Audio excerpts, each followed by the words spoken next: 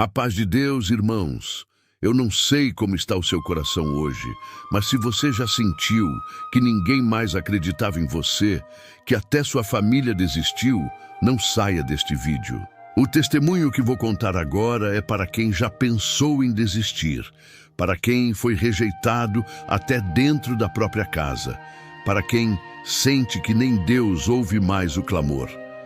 Fique até o fim, porque no final vamos fazer uma oração especial. E eu te convido a deixar nos comentários o seu pedido, porque eu creio que Deus ainda muda histórias impossíveis. Aproveite para se inscrever, curtir, compartilhar e comentar de onde você está ouvindo.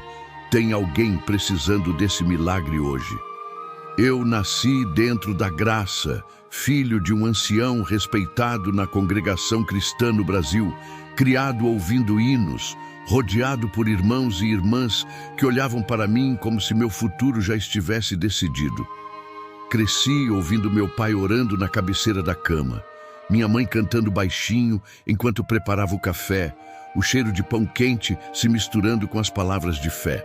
Mas por dentro, eu já sentia que carregava um peso maior que os outros jovens da minha idade.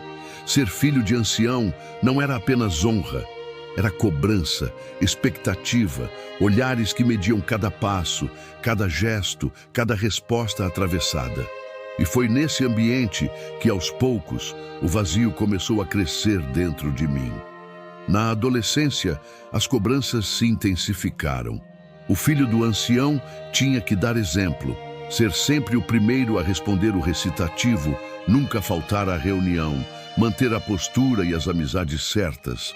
Só que o meu coração, aos poucos, foi se enchendo de dúvidas. Comecei a olhar para fora, invejar quem parecia livre das regras e das responsabilidades, sentir que nunca era suficiente. Cada erro meu era assunto em casa, depois virava comentário entre irmãos e logo a cidade inteira sabia de cada deslize. Não demorou para eu buscar na rua a aceitação que não sentia dentro de casa. As más companhias vieram sorrateiras, um convite para sair depois do culto, uma roda de conversa na esquina, uma dose de rebeldia para tentar provar que eu não era perfeito. Logo vieram os primeiros goles escondidos, os cigarros, os olhares tortos ao voltar tarde para casa. Meu pai, firme, tentava corrigir com palavras, com repreensões, com orações. Minha mãe, mais calada, apenas chorava nos cantos da casa e eu fingia não ver. Com o tempo, o vazio foi crescendo junto com o vício. A maconha virou rotina, depois veio o crack. As noites em claro, o corpo tremendo de ansiedade. A cada novo degrau, eu perdia um pouco mais de mim e a família perdia a esperança. Meu pai foi o primeiro a desistir. Lembro da noite em que ele disse, com voz embargada, que só Deus podia fazer algo por mim. Ele não me olhou nos olhos, apenas saiu para a varanda. Ficou sentado ali, em silêncio, como se estivesse entregando minha alma direto nas mãos do Senhor. Minha mãe, por outro lado, nunca deixou de acreditar. Eu a via acordando de madrugada, joelhos no chão do quarto, derramando lágrimas no travesseiro, clamando pelo meu nome enquanto todos dormiam. Às vezes, eu chegava em casa destruído e via que ela tinha deixado um prato de comida no fogão, bilhetes com versículos grudados na porta, uma Bíblia aberta sobre minha cama. Era o único vestígio de amor naquele abismo onde eu me enfiava. As coisas começaram a piorar quando as dívidas surgiram. Vendi o que tinha, roubei o que pude, traí a confiança de quem mais me amava. A vergonha se espalhou pela família.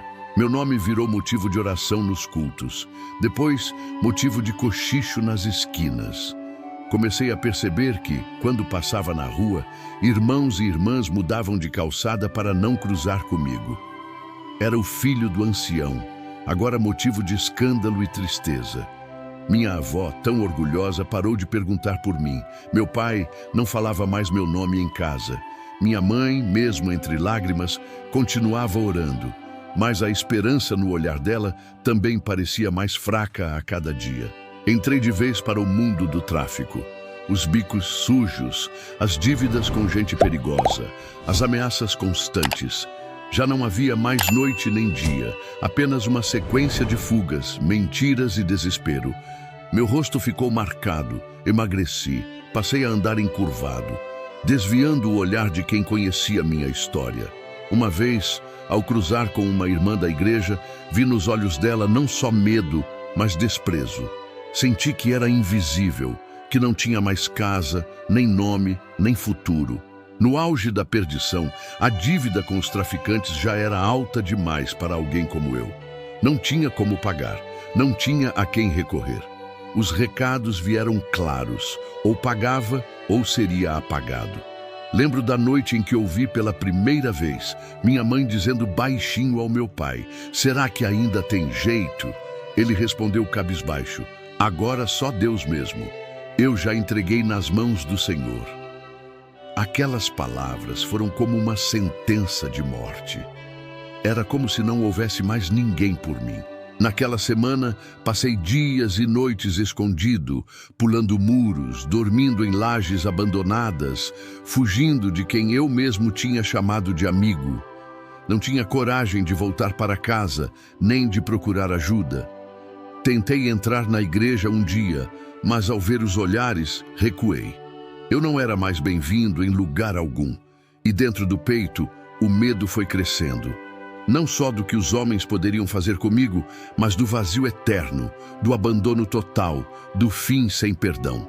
No fundo daquele abismo, a sensação era de que o tempo tinha parado, mas o sofrimento acelerava a cada novo erro. O corpo doía, a cabeça latejava, e o peito parecia apertado por dentro, como se não houvesse mais espaço para respirar. Passei dias sem comer direito, cheirando a suor e rua, com as roupas grudadas na pele, a barba crescendo sem vontade, o olhar sempre para baixo para não cruzar com ninguém conhecido. As lembranças do lar, dos cultos e da infância eram como agulhas cutucando por dentro. Eu tentava apagar a imagem da minha mãe chorando por mim, do meu pai cabisbaixo à mesa, mas a culpa era mais forte que qualquer vício. Sabia que, em algum lugar, a família ainda sofria, mas já não tinha forças nem coragem de pedir socorro. Às vezes, encontrava antigos amigos da mocidade na rua, e ninguém me cumprimentava. Alguns fingiam não me ver, outros atravessavam para o outro lado, como se o mal pudesse ser transmitido só pelo olhar. Senti o peso da rejeição como nunca. Não era só a igreja que havia me abandonado, era a cidade inteira. Minha história corria de boca em boca, sempre piorada, cada detalhe aumentado. Ouvi dizer que algumas irmãs proibiram seus filhos de falar comigo, que os diáconos haviam pedido orações por mim em público, mas sem esperança real de mudança. Passei a acreditar que não tinha mais saída. Nessas noites, a fome vinha junto com a saudade.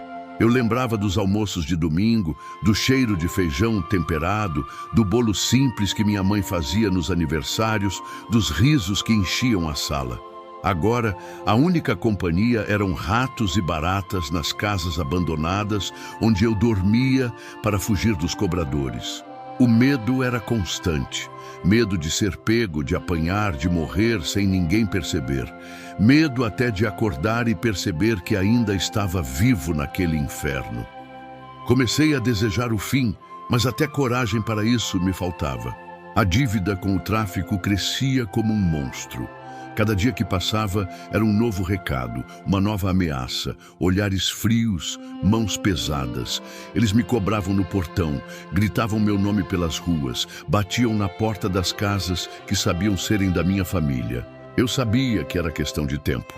Lembro de uma noite em que fui encurralado num beco, espancado até perder a consciência, jogado como lixo no meio da lama. Acordei sujo, sangrando, sentindo que até Deus tinha se cansado de mim. Tentei me levantar, mas o corpo não respondia.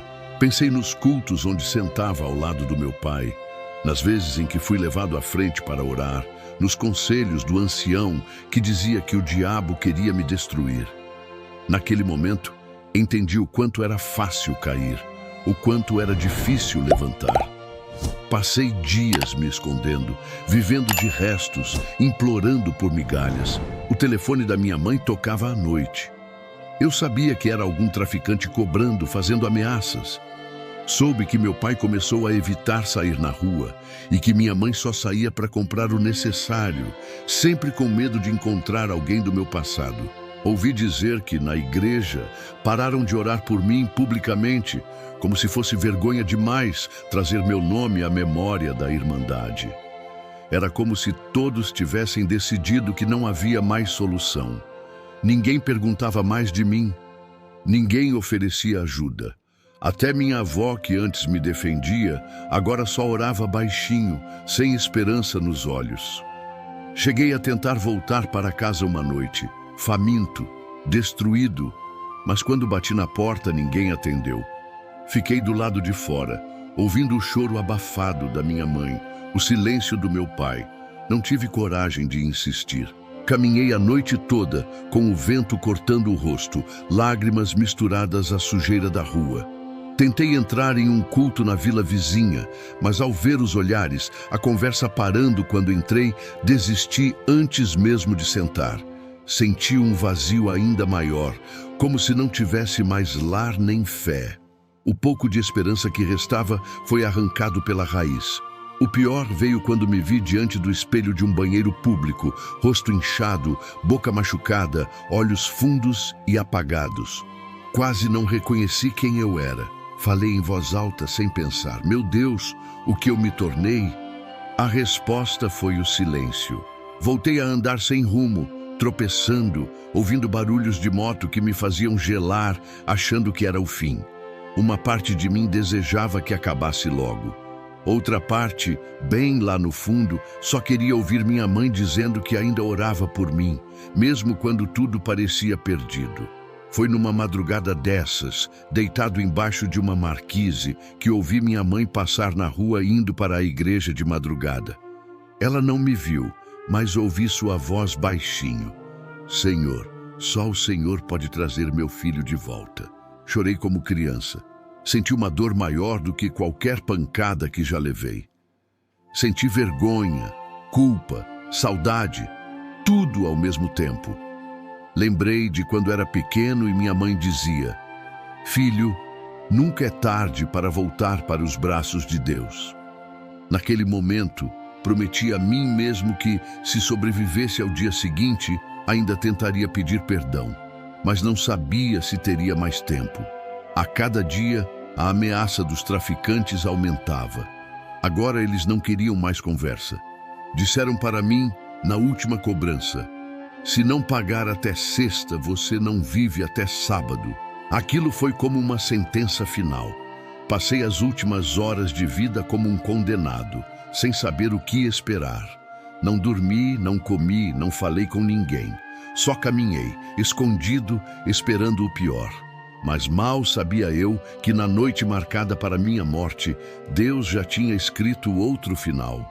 O medo era enorme, mas uma parte de mim, bem pequena, ainda acreditava que se eu gritasse por socorro, alguém, ou o próprio Deus, pudesse ouvir. O suspense daquela noite ficou grudado no peito, um peso impossível de suportar, enquanto o relógio corria para o acerto de contas que mudaria tudo. A noite em que tudo estava marcado para acabar, começou com um silêncio estranho, pesado, como se até o vento soubesse o que ia acontecer. O céu estava sem estrelas. Nuvens escuras escondiam qualquer sinal de luz. E eu andava pelas ruas como quem marcha para o próprio enterro.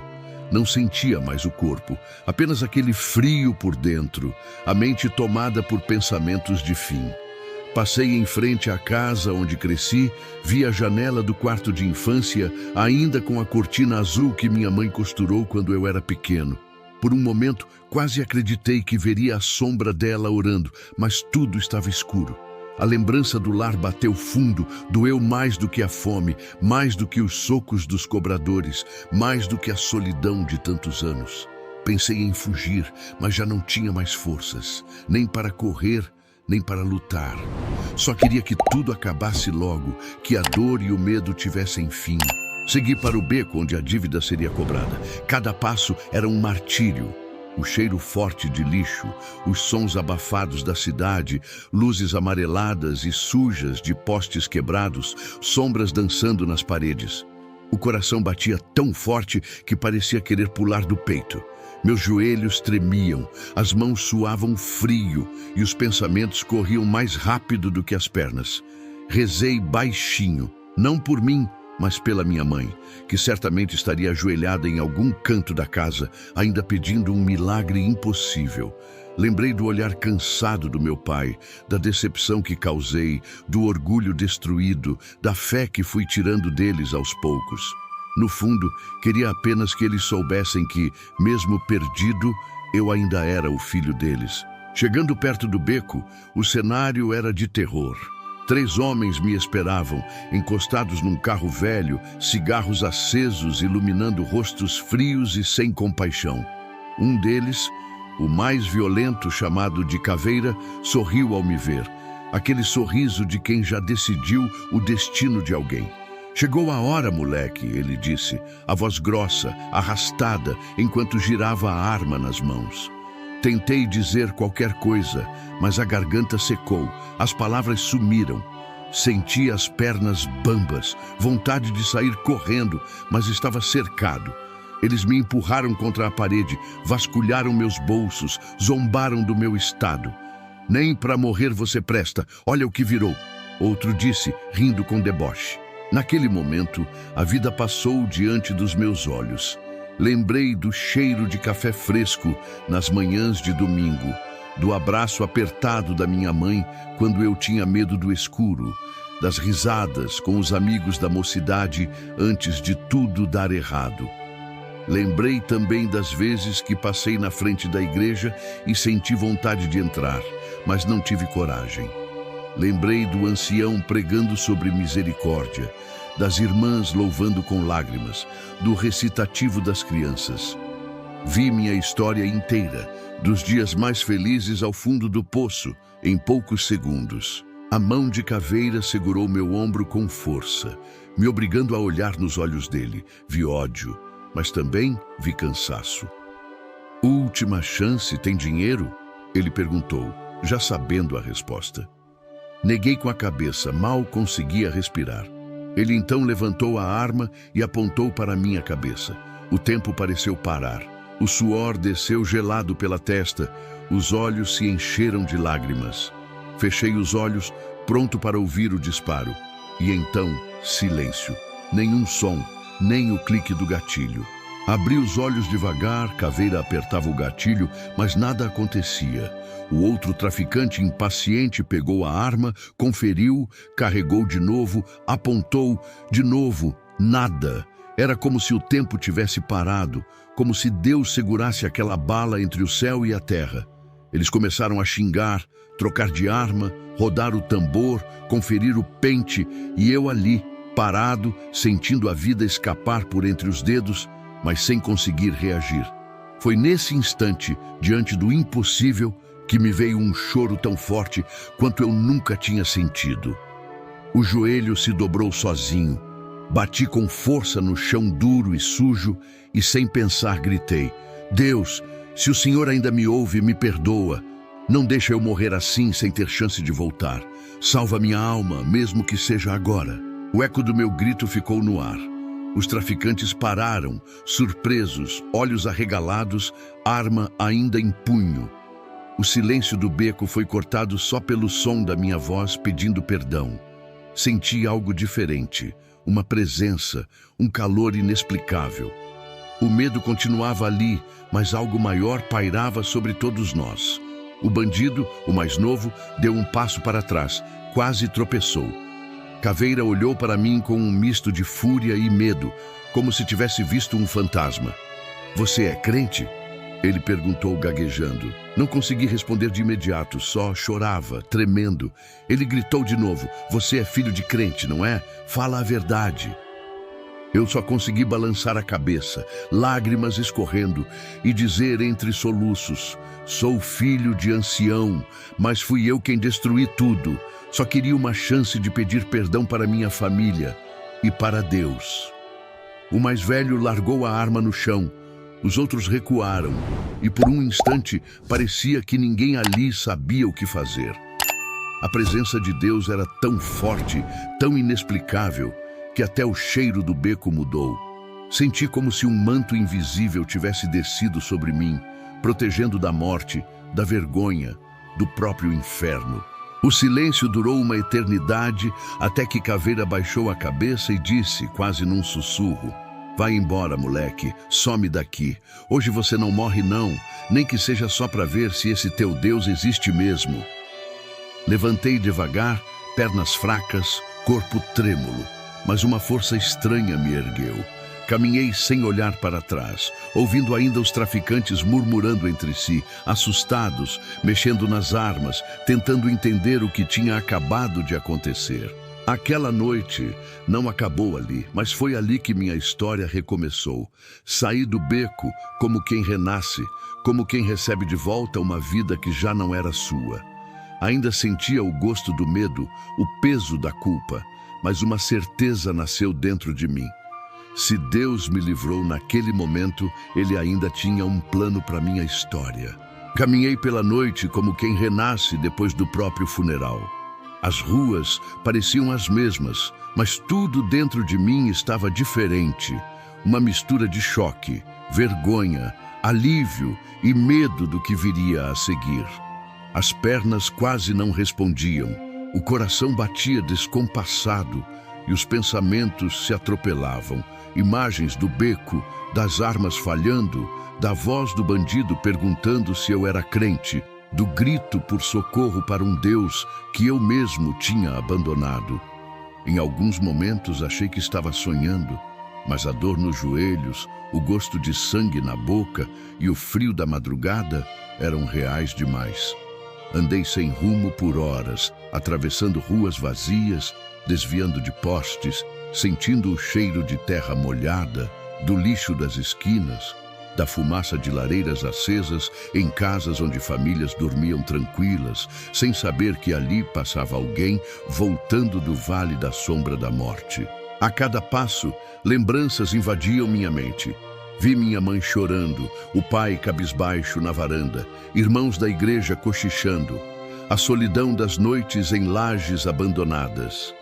Lembrei de todas as vezes em que quis desistir, em que desejei não acordar mais, de cada oração não feita, cada culto perdido, cada chance jogada fora. Senti um peso imenso de culpa, mas ao mesmo tempo um fio de esperança. Como se a mão de Deus, apesar de tudo, tivesse decidido não me deixar cair naquele abismo para sempre. Parei na esquina da rua de casa, os olhos inchados de tanto chorar, com medo de ser visto, de não ser aceito, de não ter mais lar. Fiquei ali um tempo, olhando para a janela iluminada, ouvindo vozes baixas vindo de dentro, e desejei com todas as forças ouvir minha mãe dizer meu nome mais uma vez. Criei coragem e bati devagar na porta, sem saber o que esperar. O silêncio lá dentro foi maior do que qualquer ameaça de morte. Ouvi passos apressados, um cochicho, o rangido da tranca sendo aberta. Quando a porta se abriu, vi minha mãe parada, olhos arregalados, as mãos trêmulas segurando a borda da mesa para não cair. Por um segundo, ninguém falou nada. Apenas nos olhamos, dois sobreviventes de uma guerra silenciosa. O rosto dela estava marcado pelo sofrimento, as olheiras profundas, o cabelo preso às pressas, mas havia ali uma luz que só quem ama de verdade consegue manter acesa depois de tanta dor.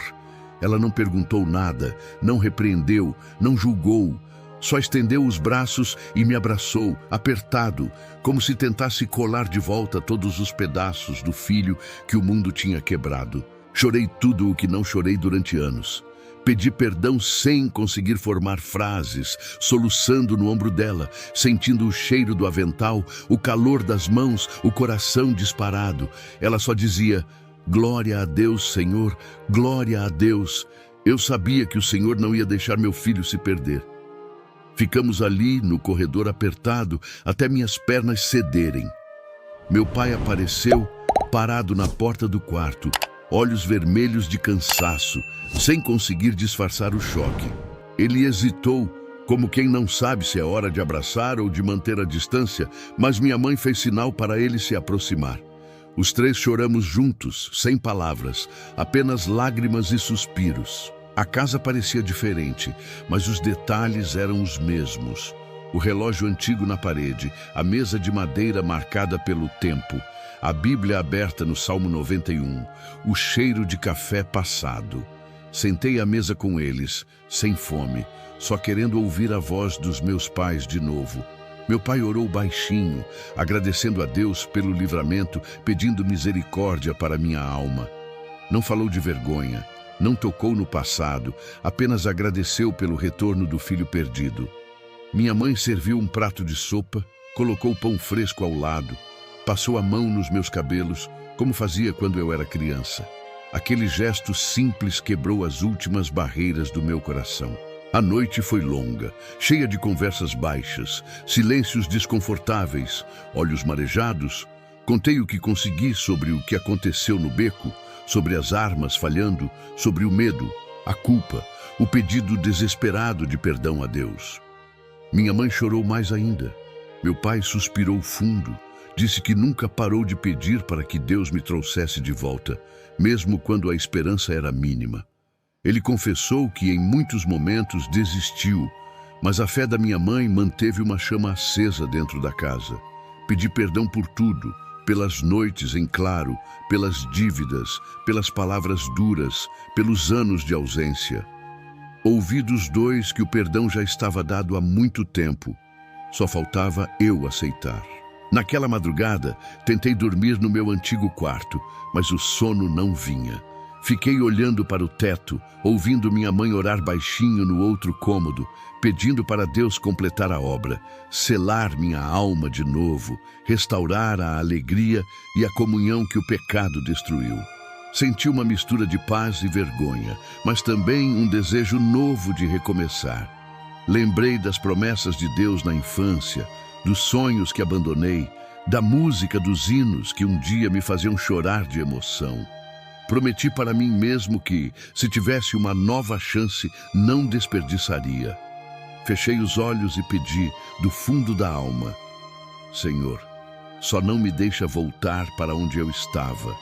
Não me deixa mais sair da tua presença. O dia amanheceu diferente. O sol entrou pela janela, iluminando o quarto com uma luz suave, quente, como um abraço de Deus. Levantei devagar, os pés doloridos, mas o coração menos pesado. Ouvi minha mãe preparando o café, a voz dela cantando baixinho um hino antigo. Grandioso és tu, grandioso és tu. Sentei à mesa com eles, comi devagar, sentindo o gosto de comida de lar, de promessa cumprida. Meu pai sugeriu irmos ao culto naquela noite, e pela primeira vez em anos, eu disse sim, com vontade. Enquanto aguardava a hora, me preparei como quem vai para uma festa, tomei banho, vesti a melhor roupa que encontrei, ajeitei o cabelo, olhei para o espelho e enxerguei não mais um condenado, mas alguém que sobreviveu ao impossível. Senti medo do julgamento, mas o desejo de agradecer a Deus era maior do que qualquer vergonha. À noite, saí com meus pais rumo à igreja, o caminho familiar, os sons conhecidos, a sensação de estar indo ao encontro de um milagre. Mal sabia eu que o que me esperava naquela reunião seria ainda mais surpreendente do que o livramento do beco. Deus tinha guardado algo especial para aquele retorno, algo que mudaria de vez o rumo da minha história. O caminho até a igreja parecia mais longo do que antes. Cada passo trazia à tona as lembranças dos tempos em que eu entrava naquele salão de cabeça erguida, ainda adolescente, cheio de sonhos, orgulho de ser filho do ancião. Agora, caminhava entre meu pai e minha mãe como quem volta do exílio, carregando no rosto as marcas do que o mundo e o pecado podem fazer com alguém que se afasta da presença de Deus.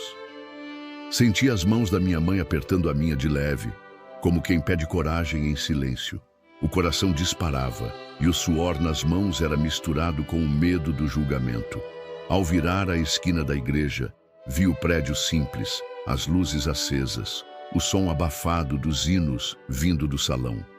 Por um instante, tive vontade de desistir, de recuar, mas olhei para os meus pais e entendi que não estava mais sozinho. Respirei fundo e entrei. Os bancos já estavam quase todos ocupados. Muitos rostos conhecidos, irmãos que um dia me viram crescer, irmãs que oraram por mim, jovens que agora eram adultos e pais de família. Senti os olhares, alguns de surpresa, outros de dúvida, outros ainda, com aquele misto de tristeza e esperança. Andei devagar até um banco mais ao fundo, cabeça baixa, ouvindo sussurros. Olha lá, voltou. Será que agora vai dar certo? Depois de tudo que fez? Cada frase era como um tijolo a mais no muro de vergonha que eu mesmo construí ao longo dos anos. Mas havia também olhares de compaixão. Um aceno discreto aqui, um sorriso tímido ali, o olhar marejado da porteira que sempre me tratou como neto. Sentei, respirei fundo, tentando me esconder entre os outros, mas a vontade de sumir não era maior do que o desejo de ficar. O culto começou como sempre, com oração, leitura de um salmo, o recitativo das crianças. Cada vozinha que ecoava no salão era como uma prece nova sendo lançada ao céu. E por um instante voltei a ser aquele menino sentado no banco da frente, ouvindo a palavra e acreditando que Deus podia tudo. Mas ao mesmo tempo, a vergonha era um peso, lembrando cada passo errado, cada noite perdida. Quando o cooperador de jovens pediu para levantar para orar, levantei devagar, cabeça baixa, mãos tremendo. Senti o chão tremer sob os pés. Orei como quem pede socorro. Poucas palavras, mas com o coração escancarado. Deus, não me deixa voltar para o mundo. Me segura, mesmo se eu não merecer. A palavra saiu do púlpito como flecha.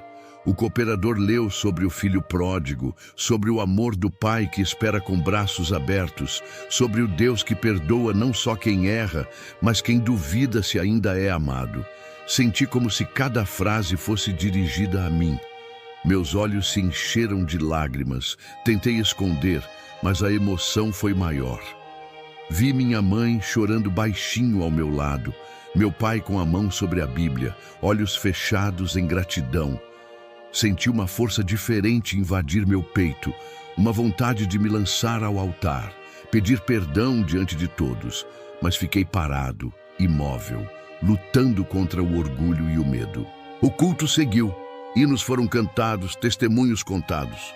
Em certo momento, o cooperador olhou direto para mim e disse: "Se hoje alguém voltou para casa, saiba que Deus não só te recebe, mas te restaura, te levanta e te faz novo outra vez.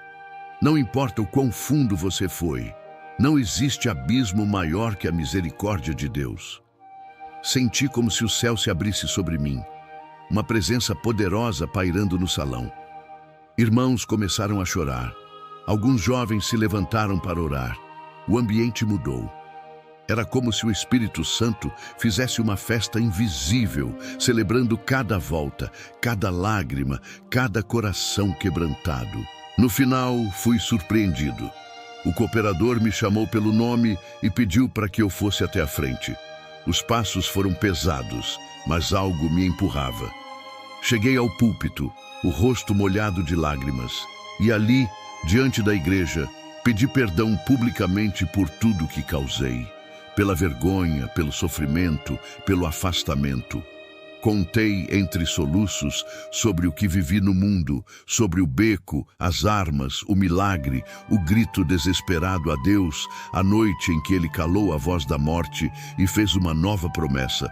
Vi irmãos e irmãs chorando, outros me abraçando, jovens que tinham medo de mim agora diziam: "Se Deus fez contigo, pode fazer comigo também." O peso foi se dissolvendo a cada abraço, a cada palavra de perdão, a cada oração feita por mim. Aquela noite ficou marcada como o verdadeiro recomeço. Não só para mim, mas para minha família e para toda a Irmandade. Vi meu pai chorar como nunca. minha mãe ser abraçada por irmãs que também oraram anos por filhos perdidos. Senti que Deus não só me trouxe de volta, mas restaurou o amor, a confiança, a alegria dentro de casa e na igreja. Saí do culto com o coração leve, a alma lavada e uma certeza.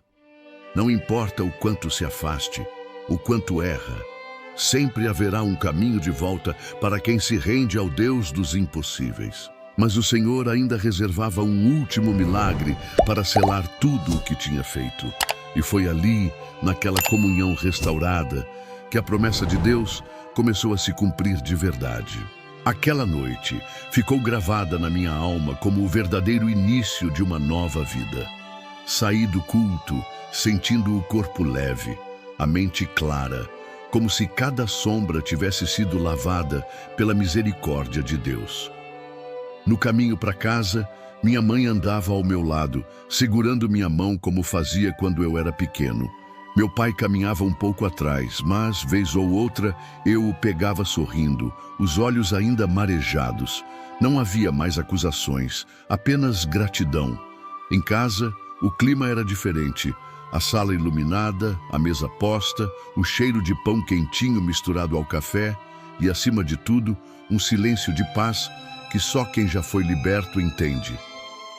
Naquela madrugada, ajoelhei entre meus pais e agradeci por não ter morrido sem perdão, por ter sido alcançado quando ninguém mais acreditava. Minha mãe chorava baixinho, repetindo: Deus seja louvado, Deus seja louvado. Os dias que se seguiram foram de reconstrução. A vergonha do passado ainda doía, mas era como cicatriz de guerra. Lembrança de onde eu jamais queria voltar. A Irmandade passou a me tratar diferente, não mais com desconfiança, mas com cuidado, dando espaço para que eu pudesse recomeçar. Fui visitado por irmãos, recebi convites para participar das reuniões. Ganhei uma nova Bíblia das mãos de um diácono. Ouvi conselhos. Fui abraçado por quem antes desviava o olhar ao cruzar comigo. Entendi que, no corpo de Cristo, até quem falha pode ser restaurado se há arrependimento verdadeiro. Voltei a estudar a palavra, a buscar oração nas madrugadas, a sentir prazer nos hinos, a participar dos cultos, mesmo quando a vergonha ainda tentava me assombrar. Cada vitória simples, um cumprimento, um sorriso, uma palavra de incentivo, era motivo de celebração. Meus pais, agora mais unidos, passavam mais tempo comigo e a casa voltou a ter risos, conversas, refeições partilhadas. O passado já não era uma prisão, mas um testemunho vivo do que Deus pode fazer com quem se entrega de verdade. Certa noite, em uma reunião de busca de dons, fui tomado por um sentimento tão forte que as palavras faltaram. Apenas chorei e, em silêncio, agradeci por tudo. Senti o Espírito Santo me envolver como um abraço, um calor que aliviava todo medo, toda dúvida. Era como se Deus dissesse: você é meu filho, eu nunca desisti de você. Naquele culto, recebi uma confirmação do ministério.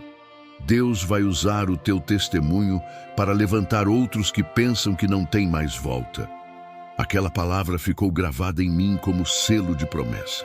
Aos poucos, comecei a compartilhar minha história, primeiro entre irmãos mais próximos, depois em visitas, e por fim, diante da igreja. Em cada relato, vi lágrimas caírem de olhos que um dia só me julgavam. Jovens que estavam se perdendo passaram a me procurar. Mães de filhos desviados pediram oração. Pais agradeceram pelo milagre na minha vida e renovaram a esperança. Vi que Deus pode pegar o maior fracasso, a maior vergonha e transformar em instrumento de cura, renovo e salvação para muitos. Hoje, se estou aqui contando esse testemunho, é porque sei que alguém precisa ouvir. Não desista, mesmo que ninguém acredite, mesmo que todos virem o rosto, mesmo que até a própria família perca as forças. Deus vê cada lágrima, ouve cada oração feita na madrugada. E quando Ele decide agir, nem a morte, nem o inferno, nem o passado conseguem impedir. Se ele calou as armas para mim, ele pode calar qualquer sentença de derrota sobre a sua vida também. Se você chegou até o fim deste testemunho, eu quero orar por você agora. Se você tem um filho, um irmão, alguém que está perdido, ou se você mesmo sente que já não tem mais jeito, feche os olhos comigo, entregue a sua dor nas mãos do Senhor.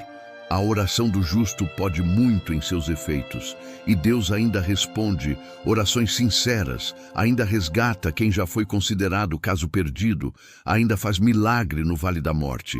Vamos orar. Deus eterno, Pai das misericórdias, eu te agradeço pela vida de cada um que ouviu este testemunho. O Senhor conhece o coração de cada mãe, de cada pai, de cada filho que sente que já não tem mais esperança. Senhor, visita agora essa casa, essa vida, essa história. Derrama sobre eles o teu espírito, renova a fé, arranca todo medo, toda vergonha, toda acusação. Quebra as correntes que prendem, silencia as vozes do passado e faz nascer uma nova história, como o Senhor fez comigo. Abençoa quem ora com lágrimas, quem clama na madrugada, quem já pensou em desistir. Opera o impossível, traz de volta quem se perdeu, restaura o que foi destruído, faz o milagre que só o Senhor pode fazer. Que cada lar receba agora tua paz, teu perdão, tua restauração, para que todos possam dizer: Deus seja louvado, em nome de Jesus. Amém.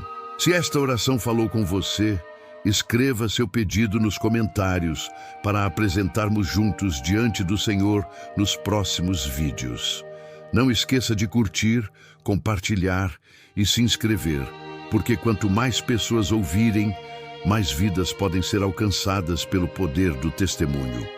Deus seja louvado.